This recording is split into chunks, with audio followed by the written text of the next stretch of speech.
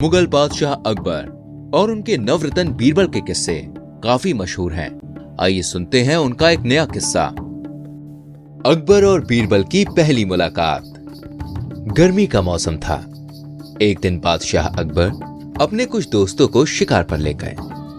दुर्भाग्य से उन्हें कोई शिकार नहीं मिला और तेज धूप में लंबे समय तक घूमने के बाद वो बहुत थक गए। प्यास भी काफी लगने लगी थी, लेकिन उन्हें आसपास कोई झील नहीं मिली। बादशाह ने अपने साथियों से कहा, आओ हम सबसे पास के गांव में चलते हैं। मुझे यकीन है कि वहां हमें झील जरूर मिलेगी। तब सभी गांव की ओर चल पड़े। रास्ते में उन्हें एक छोटा बच्चा मिला जो सूखी लकड़ियों का गट्ठा लिए जा रहा था। बादशाह उसके पास गए और पूछा, क्या आसपास हमें पानी मिलेगा? उस लड़के ने उत्सुकता के साथ कहा, हाँ, मेरे घर के पास एक झील है।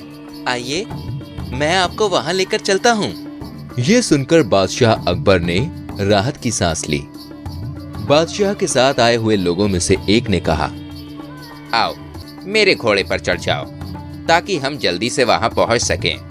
लड़के ने वैसा ही किया और वो घोड़े पर चढ़ गया और वो सभी उस झील की तरफ जाने लगे। रास्ते में बादशाह ने उससे पूछा, तुम्हारा नाम क्या है?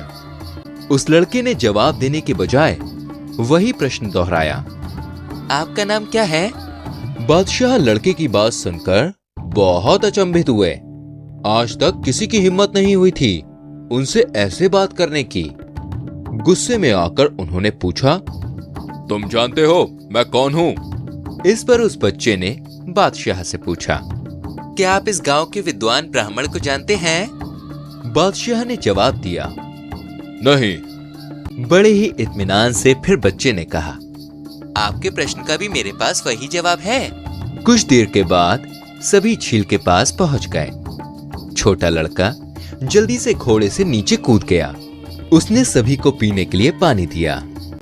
जब वो बादशाह के पास पानी देने पहुंचा तब उन्होंने उसे अपनी अंगूठी दी और कहा, ये अंगूठी ले लो। इसकी जांच करने से तुम्हें पता चल जाएगा कि मैं कौन हूं। लड़के ने जब अंगूठी में शाही चिन्ह देखा तो अचंभित रह गया।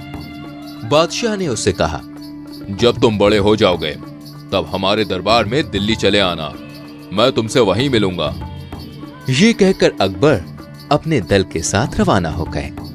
कुछ देर बाद जब वो निकल चुके थे, उस बच्चे को एहसास हुआ उसने तो अपना नाम बादशाह को बताया ही नहीं। इसलिए वो चिल्लाता हुआ उनके पीछे भागा, महेश दास, मेरा नाम महेश दास है। मगर बादशाह इतनी दूर निकल गए थे कि उसकी आवाज उन तक पहुंची ही नहीं। महेश दास जब 16 साल का नौजवान हो गया तब उसके दादा ने उसे बुलाकर कहा, महेश, ये समय तुम्हारा है। जाओ और बाहर की दुनिया को देखो और सीखो। अपनी प्रतिभाओं को खोजो, अपना नाम बनाओ। कुछ ऐसा करो जिससे तुम्हारी मां को तुम पर गर्व महसूस हो। महेश ने बादशाह अकबर द्वारा दिल्ली आने के आमंत्रण को याद किया और कहा, मैं बादशाह अकबर से मिलने दिल्ली जाऊंगा। सफर काफी लंबा था। बहुत दिनों तक यात्रा करने के बाद वो दिल्ली पहुंचा। थोड़ी देर शहर में आराम करने के बाद वो शाही दरबार पहुंचा। बादशाह अपने सोने के सिंहासन पर बैठे हुए थे। उनके सामने दोनों तरफ राज दरबारी खड़े थे। महेश एक तरफ जाकर खड़ा हो गया। बादशाह अकबर ने अपने दरबारियों से एक प्रश्न पूछा, दुनिया में सबसे सुंदर फूल कौन सा है? एक ने कहा, गुलाब।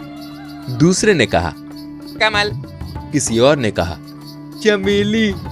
सबके जवाब सुनकर महेश से चुप ना रहा गया।